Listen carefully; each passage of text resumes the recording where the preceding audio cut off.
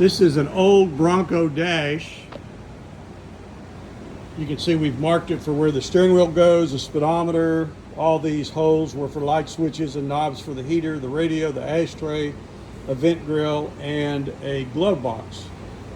Now that's the old style version of it. A lot of people like that, but we made one that was more custom that we installed in this Bronco, and we've done it on numerous Broncos, and that's what this looks like. So we painted this one black, so it's a little hard to get a really good picture of it because we're getting a reflection of stuff like this. But you can see these AC grills light up. There's the heater controls. Here's an Apple Play screen. Now here's our push button start. And we have another button over here for the emergency brake that you push when you stop.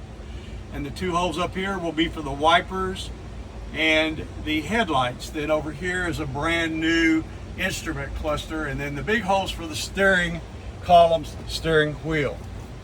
If you want more information on how to modify this, contact me, wilsonautorepair@gmail.com, or go to my website, wilsonauto.com.